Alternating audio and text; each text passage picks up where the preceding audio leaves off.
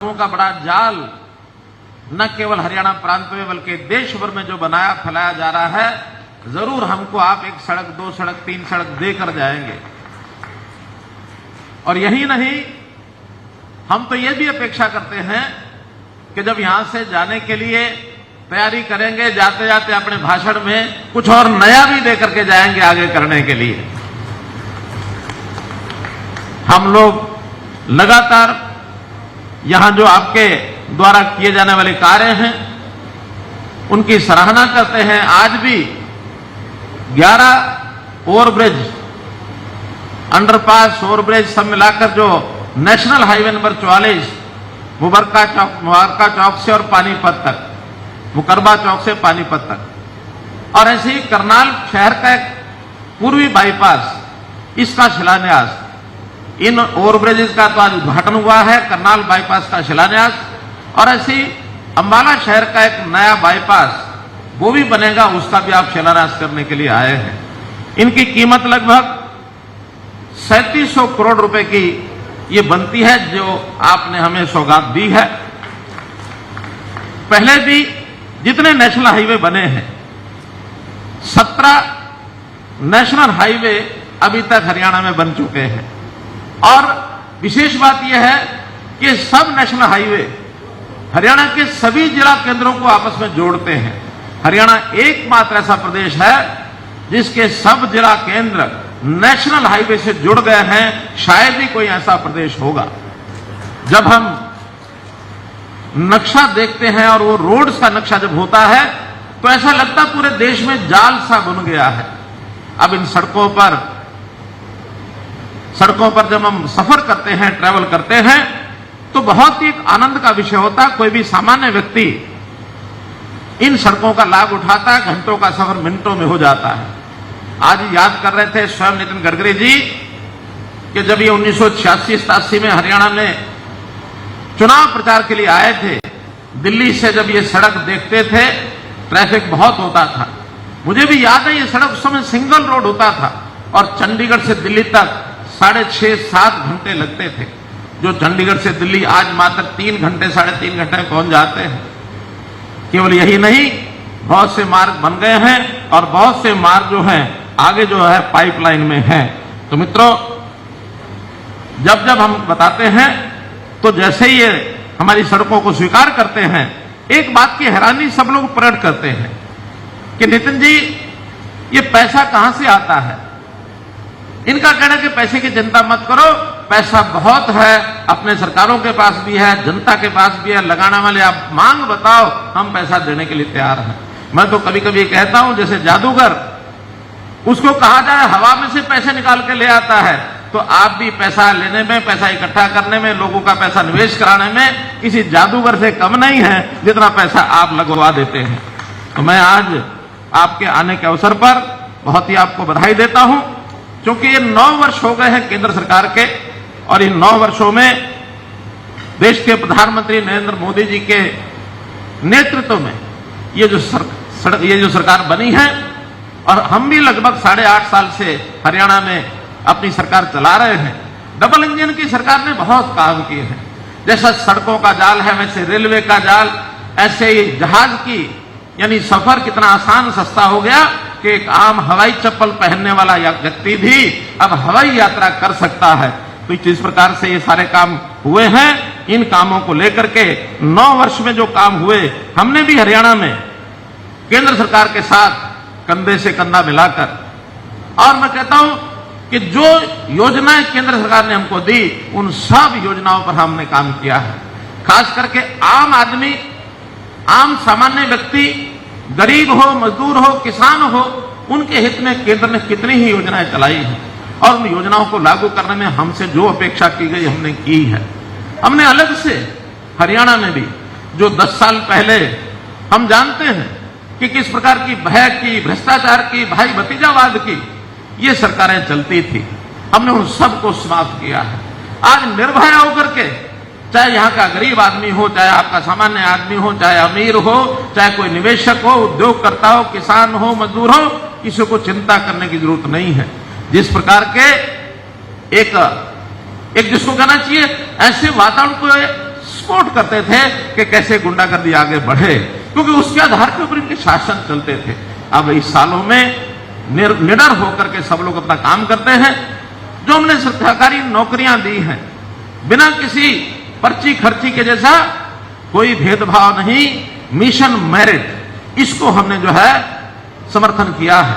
और इस mission merit के कारण से आज हमारा युवा वो हरियाणा में पढ़ाई की लगन उसको लग गई है। जो कोचिंग सेंटर खाली होते थे वो भर गए हैं, लाइब्रेरीज में पैर रखने की जगह नहीं है, हमारे कॉलेज और एजुकेशन के सेंटर ये खूब बढ़ रहे हैं। इसी प्रकार हमने कुल मिलाकर के जो 5S मैं कहा करता हूं, उसमें हमने काम किया है, चाहे शिक्षा है, स्वास्थ्य है, सुरक्षा है, स्वाभिमान है, स्वरोजगार है, इन सब बातों पर हमने जो काम करने के लिए अपने बहुत से प्रोग्राम बनाए हैं, आज गिनाने का अवसर नहीं है। 3C पर हमने चोट की, वो कास्ट बेस हमारा जो राजनीति है उस पर हमने चोट की है, करप्शन पर हमने चोट की है और क्राइम पर हमने चोट की है। कल मुझे प्रसन्नता हुई जब अमित भाई शाह उन्होंने कहा कि हरियाणा में 3D चलते थे। इस 3D में एक तो यहां दरबारी लोग ये शासन किया करते थे, एक यहां डीलरों की भरमार होती थी। ये जो डीलर थे ये अपने देश, इस प्रदेश में शासनों की बागडोर अपने हाथ में रखते थे। और उन्होंने कहा दिल्ली के दामाद को जो सपोर्ट होती थी, 3D, तीनों D का जो असर है वो हमने समाप्त कर दिया मित्रों, हमने समाप्त कर दिया। हम इन कामों के लिए निरंतर आगे बढ़ रहे हैं। और हम लोग अगर तुलना करें तो कांग्रेस की सरकार से कई मायनों में आगे पहुंचे हैं। स्थान के ऊपर कभी कभी मीडिया के सामने वो शेखी बघारते हैं। घोषणाओं की भरमार जिन्होंने की, उन घोषणाओं पर भी उन्होंने काम नहीं किया। लगातार हमने आने के बाद काम किया है। अगर मैं कुछ 4-5 बातें आंकड़ों सहित आपको बताना चाहता हूं कि जिसमें से उनकी पोल पट्टी खुलती है। हम अभी तक बोले नहीं, अब चूंकि वो बहुत ज्यादा जब बोलने लगे हैं तो मैं आज इस मंच के माध्यम से मित्रों हर क्षेत्र की आपकी यानी इस हरियाणा सरकार की जो उपलब्धि है वो आपके सामने बता रहा हूं ताकि आप लोगों को बता सकें। अगर मैं किसानों के मुआवजे की बात करूं, किसानों का मुआवजा खराबा 6,000 रुपया एकड़ था उस समय।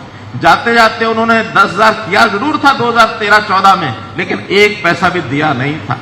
वो मुआवजा भी हमने आकर के उनका पे किया और उन्होंने जितना 1200 साढ़े 1200 करोड़ 10 सालों में मुआवजा दिया, हमने 1200 की जगह इन 8 साढ़े 8 सालों में 11,000 करोड़ रुपया दे चुके हैं मित्रों, लगभग 10 गुना मुआवजा। उसमें आपके सोनीपत जिले का भी मैं स्वयं आया था, बल्कि ये 12,000 से 15,000 की घोषणा मैंने सोनीपत जिले में की थी आकर के। तो किसानों के मुआवजे में, किसानों की MSP में, भावांतर भरपाई योजना, जो उनका बिकता नहीं है माल तो हम कहते हैं हम सरकार की ओर से देंगे। अब ये कुरुक्षेत्र जिले के किसान, उन्होंने कहा कि सूर्यमुखी कम भाव पर बिकती है। हमने कहा जिस भी भाव बिकती है भाव भी बढ़ाएंगे। 4200 से 4800, 4900, 5000 ये भाव हमारी संस्था ने की और 1000 रुपया हमने सरकार की ओर से दिया। तो 4200 से 6000 रेट लगा करके और उनकी खरीद आज भी हो रही है। मुझे उम्मीद है ये रेट बढ़ेगा तो किसानों के हक में किसी भी सीमा तक। बाजरा पिट गया, हमने दक्षिण हरियाणा में 600 रुपया क्विंटल ये हरियाणा सरकार की ओर से उनको दिया। तो जब भी ऐसी कोई समस्या आती है हम उसमें ये काम करते हैं। भाइयों बहनों, अब अगर मैं पेंशन का विषय लेता हूं, उनके समय 1000 रुपया पेंशन मिलती थी। जो हमारे वृद्धावस्था पेंशन है या हमारी बहनें जो विधवा हो जाती हैं उनको 1000 रुपया महीना पेंशन थी। हमने 2750 करोड़ रुपया कर दिया है और आने वाले समय में इसको अपने इस कार्यकाल में ही 3000 करेंगे। आगे की बात आगे देखेंगे, आगे भी बढ़ेगी। लेकिन हम इनकी तरह खोखली बातें जो 600-800 करोड़ रुपया, 600 और 800 रुपया महीने का देते थे, आज कुछ भी सेखी बघारते रहे। आखिर बजट के हिसाब से हिसाब सब लगाते हैं, चाहे कोई भी पार्टी हो, हम भी लगाते हैं और इस बजट के अनुसार हम निश्चित रूप से और ये सारे देश भर में सबसे अधिक है। कोई प्रदेश इतनी बड़ी राशि अपने यहाँ पेंशन के नहीं देता है। इसी प्रकार हमने विवाह शगुन योजना वो 31,000 देते थे, हम 51 से 71,000 रुपये देते हैं। हमारे अनुसूचित जाति के मित्रों को उनका मकान के रिपेयर वो 25,000 देते हैं, हम 80,000 रुपये देते हैं। 24 घंटे बिजली उनके समय केवल 538 गांव में थी, हमारे यहाँ 5737 गांव में इस समय 24 घंटे बिजली मिलती है।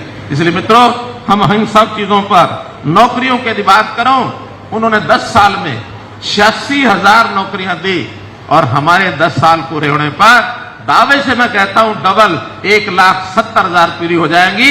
1,10,000 पर तो पहुंच चुके हैं। 60,000 नौकरियां अगले 6 महीने के अंदर ये हम अपने हरियाणा को जवानों को देने वाले हैं। 1,70,000 नौकरी हो जाएगी मित्रों। इसी प्रकार श्रमिकों का वेतन, न्यूनतम वेतन इनके समय में कुल 5500 से लेकर 6100 रुपए यहीं तक इनका न्यूनतम वेतन था। आप आखिर का साल 2014 उठा करके देख लीजिए। हमने उसको बढ़ाते बढ़ाते और अभी इस समय सभी हमारे प्रकार के जो स्किल्ड, सेमी स्किल्ड, अनस्किल्ड ये श्रमिक, इनको 10,000 से लेकर 14,000 रुपए मिलता है। डबल पैसा हमने इन समय में हमने किया है। जहां तक मेट्रो की बात वो लोग करते हैं, हम ये मेट्रो लाए, हम वो मेट्रो लाए, लेकिन मित्रों इस मेट्रो पर जितनी वो लाए खोखली घोषणाएं काफी की उन्होंने। हमने आने के बाद जो उसको विस्तार दिया, उसको कंप्लीट कराया, उसका हमारे निवेश के हिसाब से आप समझ सकते हैं। सरकारी आंकड़े हैं, आप उठा के देख लीजिए कि उनके 10 सालों में कुल 1,600 करोड़ रुपया उन्होंने खर्च किया है और हमने इन 8.5 सालों में 3,900 करोड़ रुपया खर्च किया। मित्रों 3,900 करोड़ रुपया मेट्रो में। बहुत जल्दी ये आपकी मेट्रो कुंडली में पहुंचने वाली है और कुंडली के बाद जैसा RRTS की बात बताई, मैंने कल ही अपने विभाग को कहा है कि इसके पैसे जल्दी कराएं। सराय काले खां से ये पानीपत और करनाल तक की RRTS ये केंद्र की सरकार की ओर से मंजूर हो चुका है। बहुत जल्दी इसका निर्माण ये शुरू हो जाएगा मित्रों। इसी प्रकार से मेडिकल एजुकेशन की बात करते हैं। मेडिकल एजुकेशन में मेडिकल कॉलेज हर जिले में कुछ में काम चल रहा है, कुछ में आगे आने वाले 3 साल के बाद शुरू होगा, 2 साल के बाद शुरू होगा, लेकिन घोषणाएं सब हुई हैं। हम इसको भी आंकड़ों से बताएंगे तो 903 करोड़ रुपए का खर्च मात्र इन्होंने 10 साल में किया। 903 करोड़। और हमने इन 8.5 साल में अभी तक 1,683 करोड़ रुपया खर्च किया है। इन्होंने जितने काम छोड़े थे अधूरे, सब हमने पूरे किए। आज भी जींद जिले में, आज भिवानी जिले में, आज महेंद्रगढ़ जिले में 3 मेडिकल कॉलेज बन रहे हैं, जिसके ऊपर 1,000 करोड़ रुपया के लिए 3 मेडिकल कॉलेज पर खर्च किया है। बताने के लायक बहुत है मित्रों। मैं अगर बताने लगूंगा तो मुझे लगता है कि हमारे नितिन जी को जो विषय केंद्र सरकार की ओर से भी रखने होंगे, ये हमारी भी कुछ चीजें इनको ध्यान में होंगी। निश्चित रूप से हमारी जो डिमांड भी है उनको भी हमने दिया है। एक छोटी डिमांड मैं इनके सामने जरूर रख रहा हूं, जरूर मैं चाहूंगा कि उसकी आज जरूर करके जाएं।